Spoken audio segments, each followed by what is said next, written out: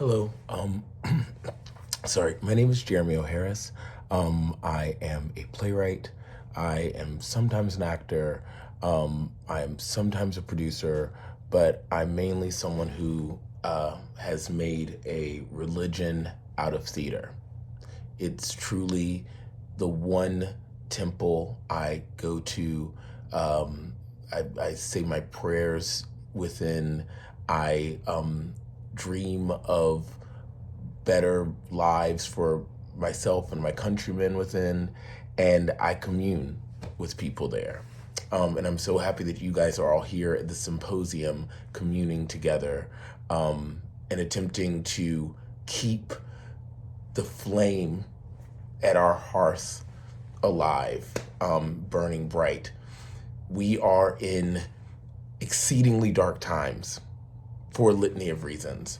Not just all of the horrid things that are happening abroad, but everything that's happening at home as well makes me fear for my nieces and nephews, and makes me fear for the generation of playwrights who are coming right after me, the generation of theater makers who are coming right after me, and just the generation of humans that are maturing and living in and around me right now. The ability to connect with other people was sold to us. It was sold to us by many, many corporations. And when we bought it, we sold actual connection out.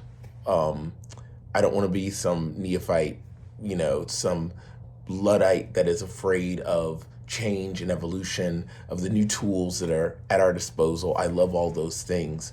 But I do see the ways in which a rapid acceleration into late capitalism not only helps fund more and more horrific wars, where we see thousands upon thousands of dead people. Right now in Gaza, we are seeing thousands upon thousands of primarily children dying in the name of safety, but truly in the name of capital. I'm also seeing every day new announcements of different artistic organizations, theaters turning their back on artists and looking towards capital as the one saving grace, forgetting that without the artists,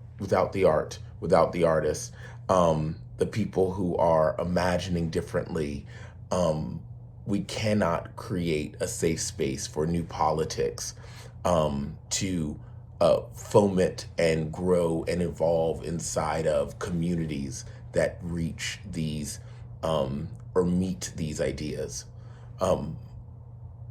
The theater is my church, like I said.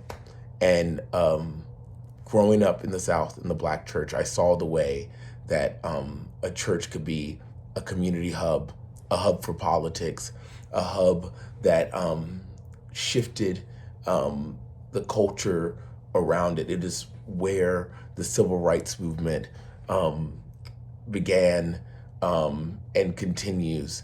And it is where new ideas attach themselves to your body through emotion, through story, and make you want to stand up and shout and move and speak and do new things.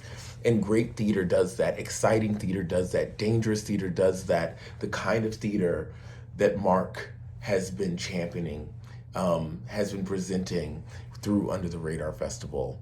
The kind of art that shifted me.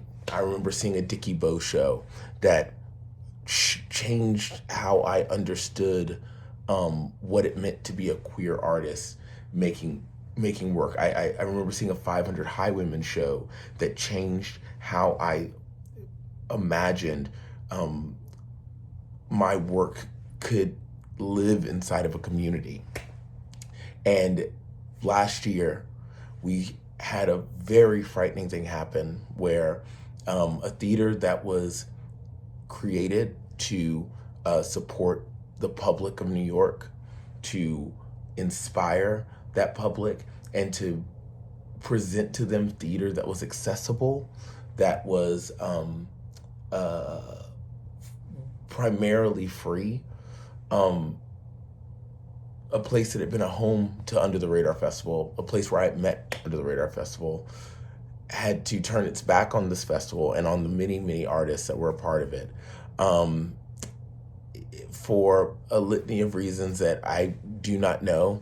But what I do know is that in lieu of doing this show, they did a show that was written by a billionaire or multimillionaire about the life of that multimillionaire, and with an eye towards a commercial turn for this show about someone who has had a very exciting life, but a life that we have witnessed on many, many television screens, across the radios in countries as far-reaching as the countries that end up coming to the Under the Radar Festival themselves. You can hear her songs in Russia. You can hear her songs in Africa. You can hear her songs in Japan, and that is scary to know that we are living in a time when institutions that were built with true social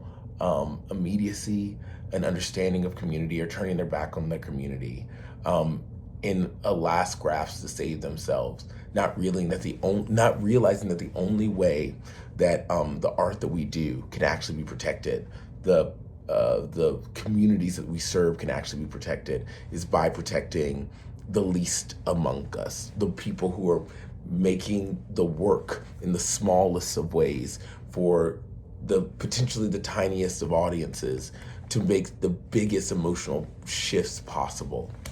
I'm very sick right now. Please bear with the fact that I am trying to hold on to a monologue I wrote, or speech I wrote many, many days ago in a fury that I left in my home and is not with me in my quarantine. But know that I hold a lot of passion for this festival. I hold a lot of passion for you, each of you, and what you do and what we can do and what I have done in the last 5 years, in the time since I got this amazing opportunity to take my tiny play that I made for a basement with my friends at Yale. And I got to see that play go to the highest reaches of the commercial landscape and thrust me into a spotlight that capitalism used to center me and celebrate me as the first, the only, whatever other superlative they wanted to give, in order to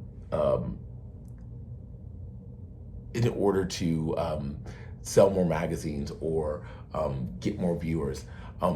I decided to start using that opportunity to not look to the government to save us, to not look to stars to save us, but to look at myself and say, how am I saving, helping, preserving the work of my fellow artists?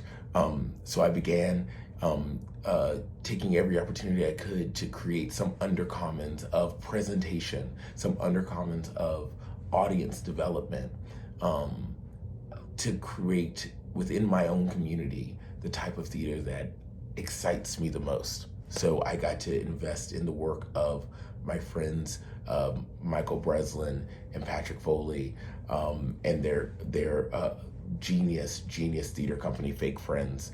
I got to work with Larry Owens on an amazing, orgasmic sort of celebration of his voice and his music that we presented at Carnegie Hall and online. I got to work with the playwright Will Arbery. I've been developing the queer work of Jordan Tannehill.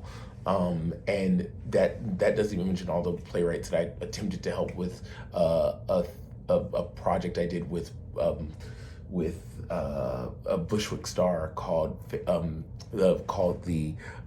Pet Project grant, where I gave $500 grants to 1,000 playwrights around the city during COVID so that they could alleviate themselves from the anxiety of paying their light bill to maybe just write a scene for a play for a day, to work on some pet project that might end up at Under the Radar someday. I tell you this not to self-aggrandize, but to say that the key to our salvation is presenting preserving and celebrating the work of our peers, like Edward Albee did with Adrienne Kennedy in the 1960s, and like a litany of other people did in times far flung from our own.